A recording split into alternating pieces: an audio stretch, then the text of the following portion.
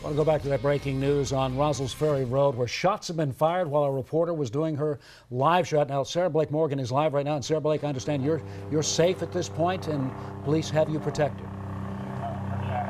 Yeah, they absolutely do. We're safe where we are. We're actually hiding behind a vehicle, but I'm going to have my photographer pan over here. You can see officers are standing by. Some of them have their guns drawn.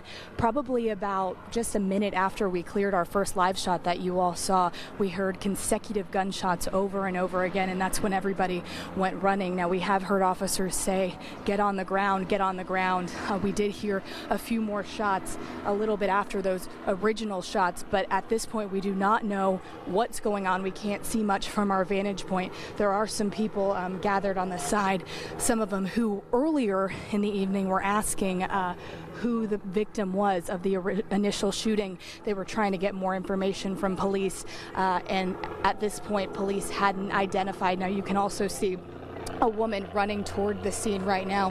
She's talking to that gentleman who was asking if the body did belong to his cousin. But again, we do not know who this initial shooting victim is, and we don't know exactly what's going on. But I have seen one officer run by with an assault rifle, and these other officers are standing by ready. We're trying to get more information. We are safe, so don't worry about us. Actually, where our news vehicle is where all the action is. So we've got to stay put for now. But as soon as we get more information, we'll bring it to you guys. Back to you. Sarah Blake, real quick, we got a question for you. There's two different scenes here that you pointed out early on. Is that right? One to your right, and then this one to the left where we see this crime tape.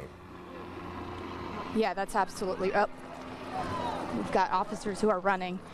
Oh, this is someone that you can see is running toward that initial scene. The scene that you guys are seeing right now. The scene that you guys are seeing now is the scene where the homicide victim is. I'm going to actually get my photographer to come back on me because this is a very private moment and I want to respect a victim and their family. But the shooting scene that we heard the gunshots, the most recent gunshots, that's the second scene. That was a shooting but not a homicide. There was someone injured there, but at this point we do not know if they died. Police say that they were just injured, but at this point we're still sitting back here. That woman ran toward the initial scene. We'll work to get more information and bring it to you, but just so you guys know, we are safe where we are. Sarah Blake, thank you for having the photographer and John move back to you to let that family be. But I want to ask, you had earlier told our producer that you thought shots are being fired at police. Is that true? I do not know that. All we heard was shots. I can't tell you who they were being fired at because we couldn't see it. We'll have to wait and hear that officially from police, but it was multiple shots. I would say maybe 5 to 10 shots. We heard boom, boom, boom right after that. But from our vantage point, we could not see who those shots were being fired. I did not see a gunman. It was just something that we heard.